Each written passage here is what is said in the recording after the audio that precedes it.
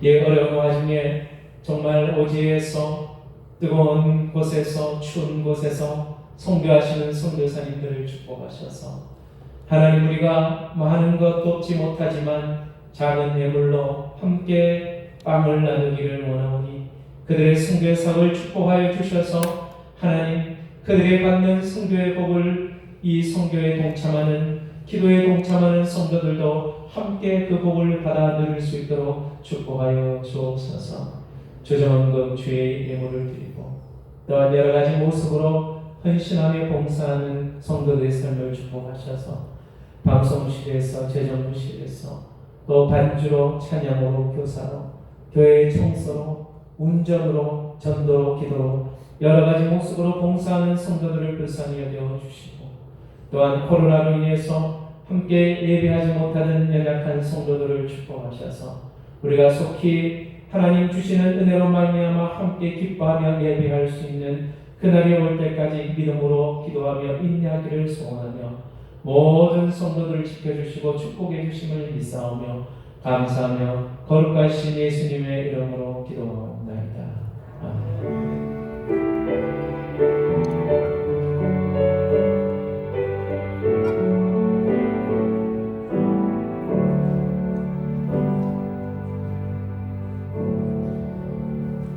하나님의 말씀은 창세기 19장 12절에서 22절입니다.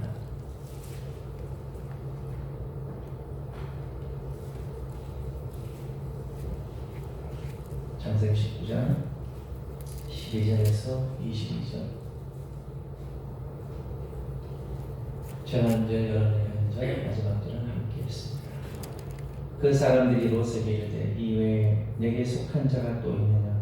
내 삶이나 자녀나 성중에 내게 속한 자들을 다 성 밖으로 이끌어내라.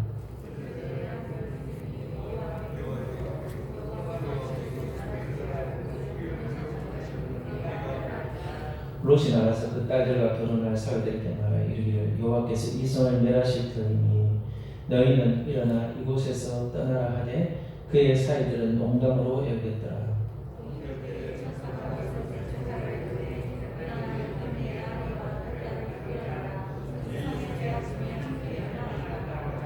그러나 롯이 지체함에 그 사람들이 롯의 손과 그의 아내의 손과 두 딸의 손을 잡아 인도하여 성 밖에 두니 여호와께서 그에게 자비를 더하심이었더라.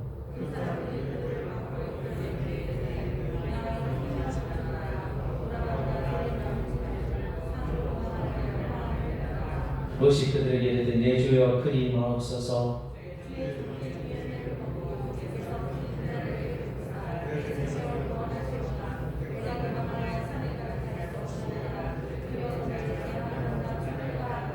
보소서 저 소돔을 도망하기에 가깝고 작기도 하오니 나를 그곳으로 도망하게 하소서. 이는 작은 성읍이 아니니까 내 생명이 보존되리이다.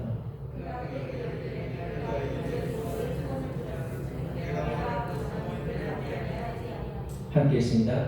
그리로 속히 도망하라. 내가 거기에 이르기까지는 내가 아무 일도 행할 수 없노라 하였노라. 그러므로 그 성의 이름을 소알이라 불렀더라. 아멘. 옆에 있는 한번 인사하십시다. 잘 오셨습니다. 은혜 받읍시다.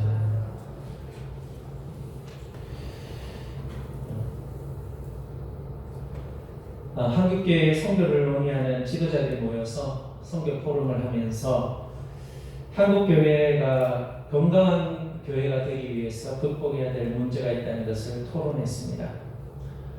많은 지도자들이 모여서 한국교회 가장 극복해야 될 부분이 무엇이냐? 명목상 그리스도인들이 너무 많다. 교회를 나오지만 구원의 확신이 없이 그냥 교회만 왔다 갔다 하는 그런 사람들이 많다. 교회에게 있어서 이 영적 생명을 준다는 것, 또 교회가 건강하다는 것은 상당히 중요한 의미가 있습니다. 교회 생활에 있어서 이렇게 구원의 확신이 있는 성도들이 많은 교회가 건강한 교회이고 생명력이 있는 교회입니다. 사람들이 예배는 잘 참석하고 또 교회에 와서 그 의식에 동참하는 것 같지만 월요일이 시작되면 일반 세상 사람들하고 똑같은 삶을 살아가는, 교인이라고 말하기에는 좀 그런 삶을 살아가는 것이죠. 오늘도 성경에 한 인물이 등장합니다. 여러분이 잘 아시는 롯입니다. 이 롯은 아브라함의 족하고 아브라함을 따라갔습니다. 제단도 쌓고 여호와 이름도 함께 부르는 것 같았습니다. 그런데 아주 세속적인 삶을 살았어요. 아브라함과 이해관계에 놓여 있었을 때는 절대로 자기 것을 양보하지 않고 신앙의 선택보다는 세속의 선택을 했던 사람입니다. 자기에게 은혜를 베푼 아브라함도 몰라라 했던 그런 사람입니다. 아마 교회는 다니지만 제대로 예수님을 믿지 못했던 그런 사람의 모습이 롯의 모습이 아닌가 생각합니다. 오늘 본문에 포함되어 있는 창세기 19장에 보면요, 소돔과 고모라의 죄악상에 대해서 말합니다. 롯의 집에 두 사람의 모습으로 나타난 천사가 방문하는데 그의 주변에 있는 사람들이 흥분해서 그 사람과 성적 관계를 맺겠다고 아우성을 칩니다. 19장 5절에 보면 롯을 부르고 그에게 이르되 오늘 밤에 내게 온 사람들이 어디 있느냐 이끌어내라. 우리가 그들을 상관하리라. 이게 상관하리라는 것이 성관계를 맺겠다는 말이에요. 천사들과 함께 그들의 이 동성연애를 통해서 이 소돔과 고모라가 엄청나게 타락해 있었다. 굶주린 하이에나처럼 그 성의 노예가 되어서 죄의 타락으로 가고 있었던 이 소돔과 고모라.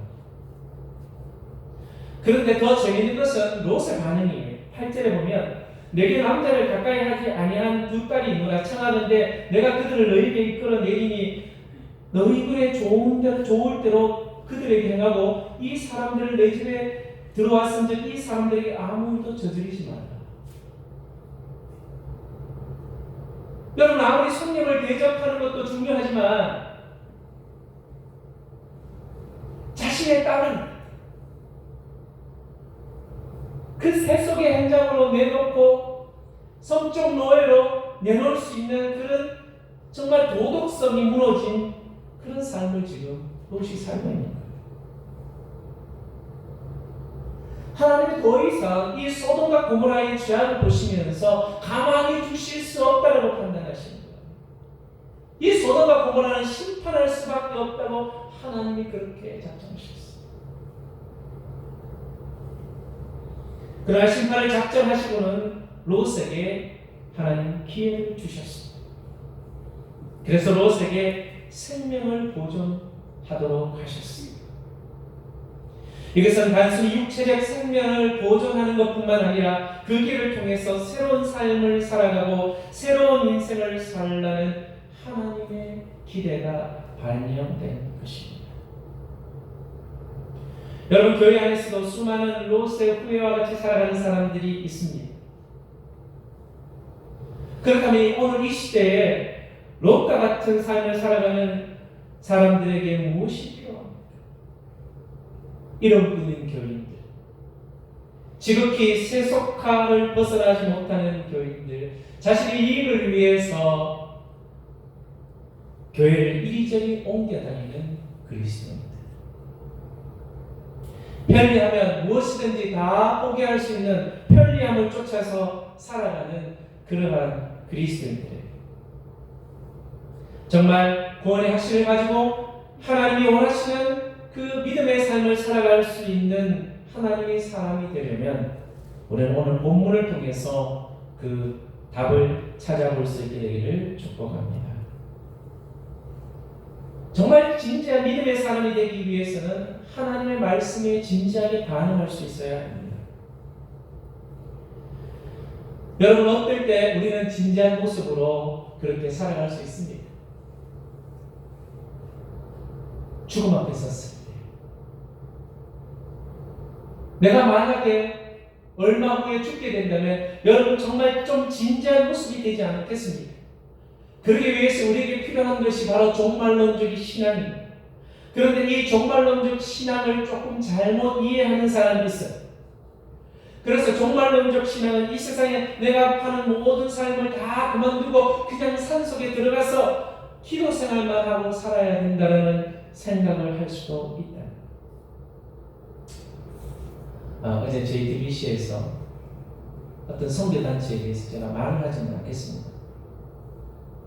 그 선교단체의 지도자가 이단으로 그렇게 몰리기도 했어요.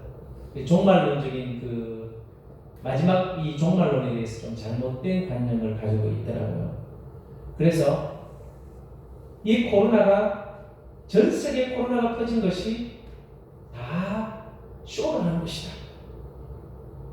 세계를 정복하려고 하는 이 세력들이 하는데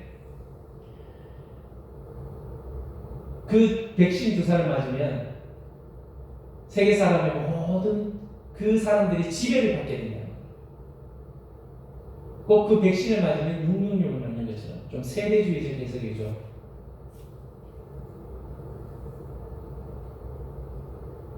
좀 더 나아가서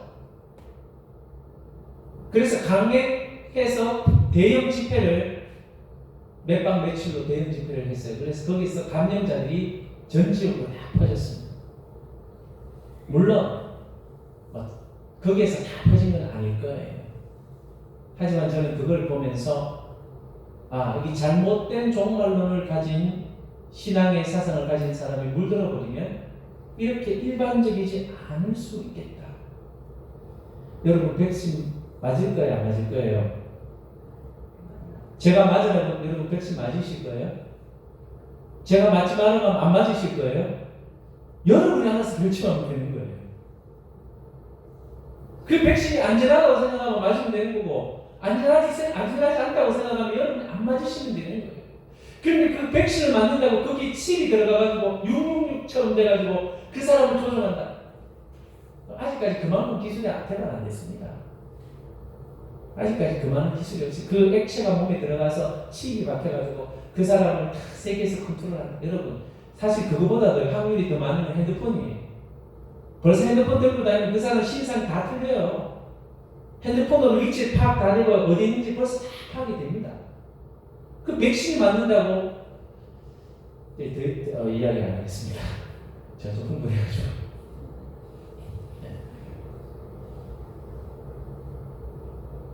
저희 교회에서는 절대로 그 선교단체 집회 가지 마십시오.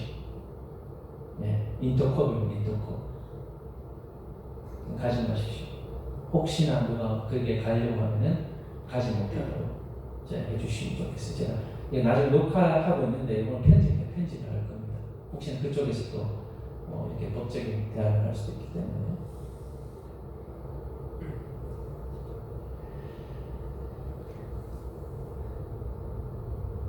종말론적으로 살아간다는 건 상당히 중요해요. 언제 주님이 오실지 모른다는 이 종말의식을 살아가려고 하는 것은 우리 그리스도인들에게서 되게 중요한 신앙입니다. 롯이요, 이 하나님에 대한 심판의 경고를 들었어요. 그리고는 그 심판에 대해서 긴가민가했어요. 창세기 19장 12절 13절에 보면 그 사람들이 롯에게 이르되 이 외에 네게 속한 자가 또 있느냐? 네 사위나 자녀나 성중에 네게 속한 자들을 다 성 밖으로 이끌어내라.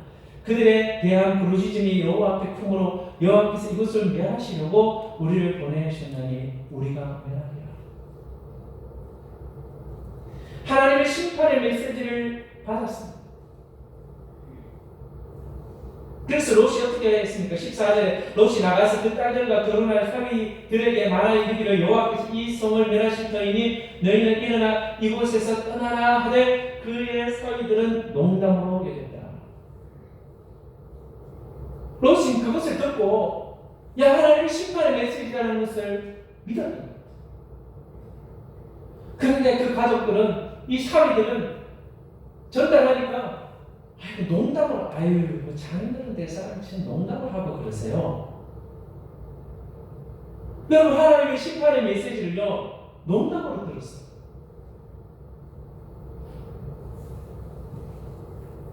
그래서 또 목사님이 막 설교를 열심히 했는데 성도들이 그 말씀을 제대로 안 듣는 거예요. 근데 자기 친구는 코미디언인데 그렇게 사람들을 웃기고 울리고 그 사람을 진짜처럼 만들더라는 거예요. 그래서 물어봤대요. 야 친구야, 니는 가짜를 이야기하는데 다른 사람들은 그걸 진짜처럼 듣는데 나는 진짜를 이야기하는데 왜 사람들이 가짜처럼 믿지? 그 이유가 있대. 그 이유가 뭐냐 보니까 너는 진짜를 가짜처럼 말한대. 아마 이 롯이 정말 진짜인데 그걸 가짜처럼 말했을 수도 있고, 아니면 그 사위들에게 이 자녀들이 영적 권위가 없을 수도 있어. 뭐 그 이유는 정확하게 알 수 없지만 중요한 것은 그들이 그 말씀에 진지하게 반응하지 않았다. 빌레르야 목사님이 하나님의 심판에 대해서 책을 쓰셨어요. 그리고 나서 그 원고를 자기 아내에게 보여주고 당신도 우리 시대에 하나님의 심판이 있을 것으로 믿습니까? 이렇게 물어보니까 그 루이스 여사가 만약 하나님이 이 시대의 사람들의 죄악상에 대해서 심판하지 않는다면 하나님은 소돔과 고모라 시대에 사람에게 사과를 하셔야 할 것입니다. 그만큼 이 시대가 소돔과 고모라와 같이 타락해져 있다는 것을 말해주는 것이죠. 여러분 심판을 믿으셔요? 역사의 심판이 일어날 것이라고 믿으십니까? 그것을 믿는다면 인류 역사의 심판 속에서 우리가 일평생 살아온 삶을 하나님 앞에 내어놓아야 된다. 결산한 날이 온다는 거예요. 내가 행한 모든 일과 나의 모든 생각과 내가 했던 모든 말들을 하나님 앞에 심판받아야 할 날이 온다는 겁니다. 우리가 정말 하나님의 심판을 안다면 우리 믿음 생활이 좀 달라져야 되지 않겠습니까? 우리가 어떻게 반응해야 됩니까? 하나님의 말씀을 들을 때 정말 이것이 하나님의 메시지라는 그런 의식을 가지고 우리는 진지하게 들려지는 그 말씀에 반응할 수 있어야 한다는 겁니다. 그래야지요 우리의 삶의 변화가 일어날 것입니다. 그리고 두 번째는 주님의 강권하신 이유를 깨달아야 해요. 이 성경을 읽다 보면요 하나님이 인간에게 회개하라고 막 촉구하시는 장면들이 많습니다. 변화하라고 촉구하셔요. 구약의 많은 선지서들 보면요 선지자들이 계속해서 이스라엘 백성들을 향해서 돌이켜라 회개하라고 외치는 메시지. 누가복음 14장에도 보면요 하나님 나라의 잔치를 열게 하고 많은 사람을 초대해서 그 사람들의 광문원에서 데려오라. 광문원에서 데려오라. 14장 23절에 주인이 종에게 이르되 길과 산울타리 가로 나가서 사람을 강권하에 데려다가 내 집을 채우라. 여기서 강권이라는 말이 강하게 권하라는 거죠. 여러분 현대인처럼 자기 자유의지가 강한 사람 또한 자기 마음대로 살아가는 사람은 적을 거예요. 그래서 강권하라고 하면요 다들 싫어합니다. 어쩌면 사회에서 교회를 좀 싫어하는 이유 중에 하나도 우리가 좀 강하게 전도하기 때문에 그럴 수 있어요. 근데 본문 15절 16절에 동틀 때 천사가 롯을 제쳐가 이르되 일어나 여기 있는 내 아내와 두 딸을 끌어내라. 이 성의 죄악 중에 함께 멸망할까 하노라. 그러나 롯이 지체하며 두 사람들이 롯의 손과 그 아내의 손과 두 딸의 손을 잡아 인도하여 성 밖에 두니 여호와께서 그에게 자비를 더하시니였더라. 밤새도록 천사들이 재촉했어요. 심판할 테니 도성을 떠나야 한다라고 계속해서 말하는데 계속 지체하는 거예요, 롯이.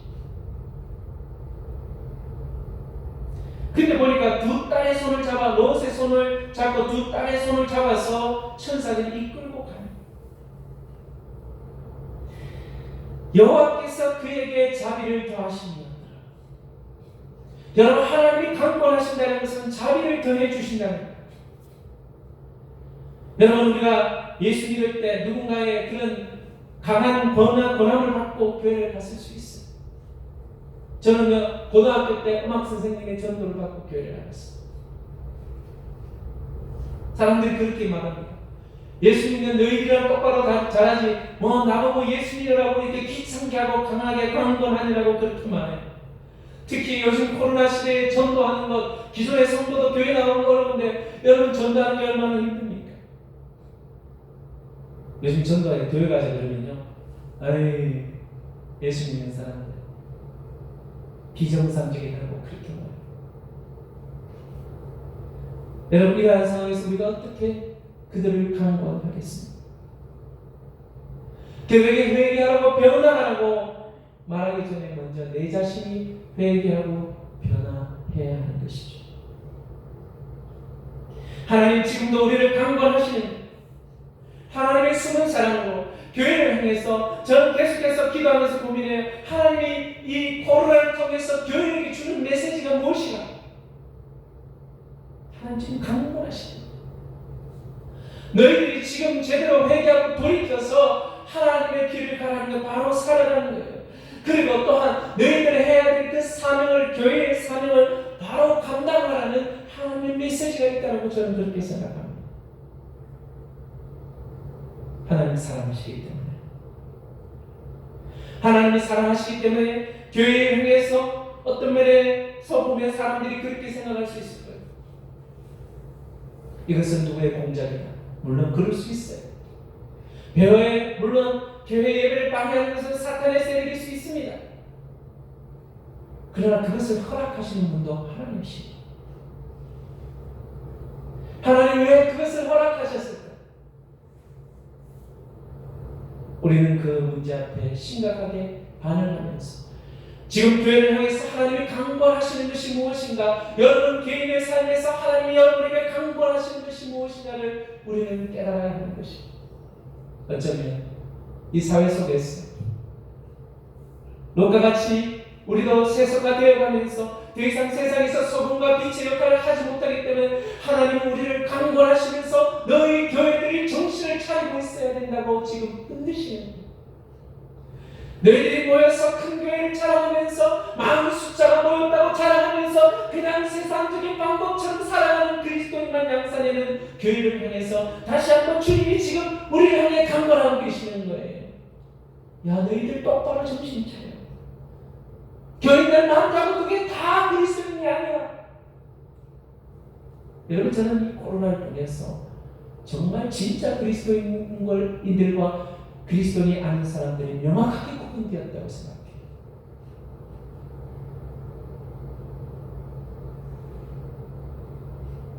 또한 우리는 주님의 그 은혜 앞에 지체 없이 응답해야 합니다. 동틀때 천사가 롯을 제쳐와 이르되 동철 때까지 밤에 와서 계속 해가 뜰 그 시간까지 천사가 롯의 그 가족들 향해서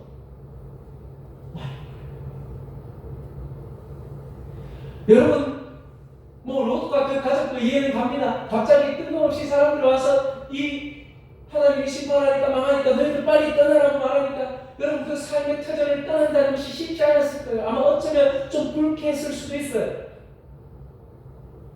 그리고 얼마나 기분이 이상했겠어요. 그런데 천사의 손에 이끌림을 받아서 나아가면서 그 불이 막 쏟아지는 광경을 보았을 때 그들의 마음은 어땠겠습니까?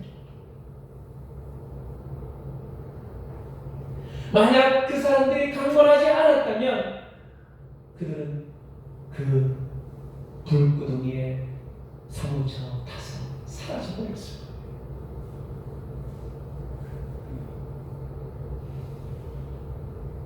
만약에 하나님이 우리를 강권해 주시지 않았다면, 그 하나님의 사명을 가지고 우리에게 전도해 주는 사람이 없었다면 여러분, 우리는 지금 어디 있겠습니까?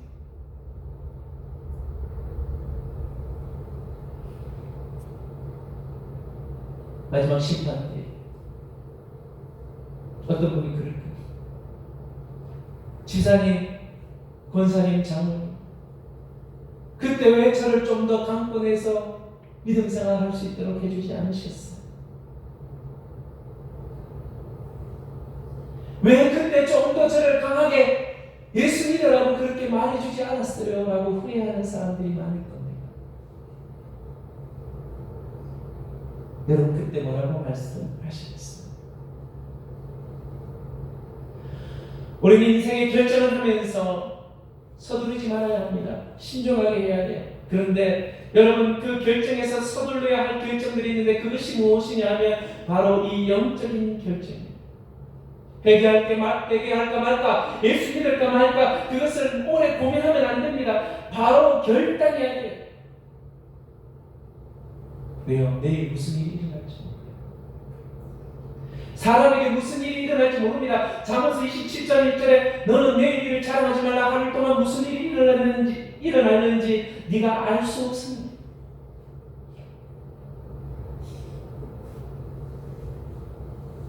여러분 무슨 일이 일어날 줄 아세요? 네. 코로나보다 더 강력한 바이러스가 나올지 우리는 알 수 없어요. 백신을 맞는다고 100% 다 안전한 건 아니에요. 그러나 어느 정도 도움을 줄 거라고 생각해요. 사실 회개도 제 마음대로 살면 되죠. 하나님의 성령의 감동이 주어져야죠. 회개도 되어지고요. 정말 예수님 말씀대로 살고 싶은 그 믿음이 우리 속에 일어나는 성령의 감동이 주어져야 돼요. 우리의 삶 속에 성령께서 회개하는 감동을 주실 때 그 감동을 소멸하지 말고 회개의 자리에 나아갈 수 있게 되기를 축복합니다. 이것이 엄청난 축복이다. 하나님의 말씀을 들으면서 하나님의 강구하심으로 회개의 자리에 나아가도록 한다는 것이 얼마나 큰 축복인지 모른다. 저는 고등학교 다니면서 예수를 믿기 시작했어요.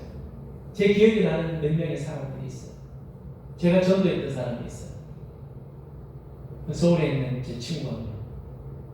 제가 복음 전하고 회개하고 예수 믿고 예수님 영접해서 지금 신문사 기자하고 있다.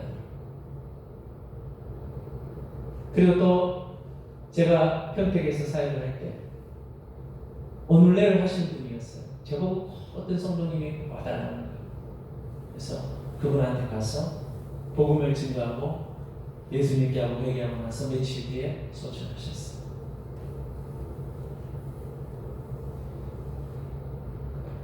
그런 분이 몇 분 계셔요. 우리 할머님도 제가 전도해서 예수 믿게 하고 영접하고 교회를 출석을 못 하셨지만 아프셔서 이제 병석에서 이렇게 천국 가셨지만 우리에게 하나님이 그 복음의 비밀을 주시고 또한 그것을 전할 수 있는 복음을 주셨어요. 인생의 마지막이라도 회개하고 예수 믿을 수 있다면 그것이 얼마나 큰 은혜이고 축복입니까? 여러분 예수님 옆에 있는 두 강도, 한 명의 강도와 한편의 강도, 다른 편의 강도. 한 사람은 그때 회개하고 예수를 믿었어. 여러분 그렇게라도 인생의 마지막이라도 정말 예수님을 믿고 하나님 나라에 갈 수 있다는 것이 얼마나 큰 축복이에요. 저는 그렇게 생각했어요. 정말 이런 가운데 우리가 예배 드릴 수 있는 이것도 너무나 축복이고 이것뿐만 아니라 우리가 구원받은 은혜만 해도 얼마나 큰 축복인지 모릅니다. 그리고 이 추운데요. 대구가 영하 19도까지 내려가요. 따뜻한 보일러 틀어가지고 따뜻한 방에 잘 수 있다는 게 얼마나 큰 축복인지요. 기름 항상 만땅으로 넣어주셔서 감사합니다.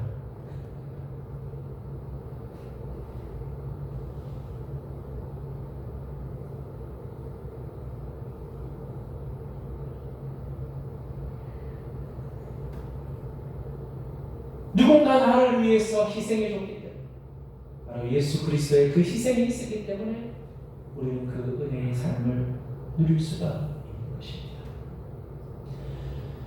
이 소돔과 고모라에 관해서 미국의 크리스천 작가가 이렇게 소설을 썼는데 그 내용에 보면은 원래 그 앞전에 보면은 세 천사가 등장하잖아요. 그 세 천사 중에 한 천사는 예수 그리스도라고 말씀드렸습니다. 근데 그 한 천사가 그 두 천사를 명령해서 계속해서 저 산동가에 가서 저곳에 가서 그 두 천사에게 롯의 집으로 와서 저 사람들을 강권해서 빨리 도성을 떠나라고 계속해서 지시를 해요. 한 천사는 롯과 롯의 아내의 손을 잡고 다른 한 천사는 롯의 두 딸의 손을 잡고 그렇게 막 성 밖으로 나가는 거예요. 계속 나가라고 한 천사는 그 도성 안에서 계속해서 그들을 빨리 떠나라고 떠나라고 새벽녘에 소돔과 고모라의 언덕산을 넘어가는데 계속 한 천사는 빨리 떠나라고 손짓하는 그 소알의 작은 성읍에 도착하는 모습을 보자 두 천사가 한 천사는 안도의 한숨을 쉬면서 두 손을 벌렸어요. 그 순간 유황과 불비가 쏟아지면서 그 천사도 삼키면서 그 소돔과 고모라를 삼켜버립니다. 그리고 그 소돔과 고모라를 완전히 불태우기 시작했어요. 이 작가는 무엇을 말하려고 하는 것입니까? 주께서 우리의 영혼을 구원하시고 우리를 새롭게 하시기 위해서 십자가에 매달려서 우리의 죄를 위해서 진노와 형벌을 대신해 주시기 위해서 그 자리에 죽으셨습니다. 우리를 구원하시기 위해서 우리에게 용서의 은혜를 주시기 위해서 예수 그리스도께서 그 십자가의 죽음을 친히 당하셨다는 거예요. 그 소돔과 고모라 성에서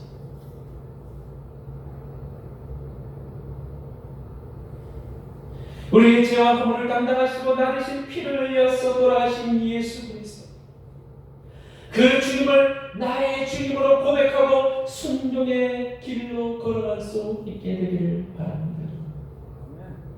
구원받은 것이 얼마나 큰 축복인지 내가 예수 믿게 된 것이 얼마나 큰 하나님의 은혜로운 종인지를 여러분 깨달아야 한다는 거예요. 그래서 회개할 수 있으면 빨리 회개하십시오. 하나님이 회개의 메시지를 주실 때 지체하지 마시고 바로 그 자리에서 회개하시고 다시 하나님 앞으로 나아가십시오. 그리고 그 은혜 앞에서 다시 결단하십시오. 하나님, 나 혼자를 위해서 나 자신만 위해서 살지 않고 하나님의 뜻대로 살겠습니다. 하나님이 원하시는 것에 나아가서 하나님의 강구를 받아들였다면 내가 다른 사람의 하나님의 사명을 전달해야 될 이 복음의 사명을 전해야 할 자들에게 가서 그들을 속히 강권해서 하나님 앞으로 데려왔습니다. 하나님이 원하시는 그 복음의 사명을